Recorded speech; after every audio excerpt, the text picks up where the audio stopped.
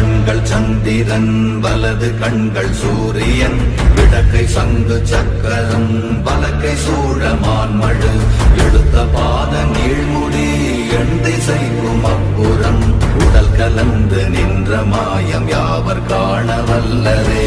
ஓம் நமச்சிவாய.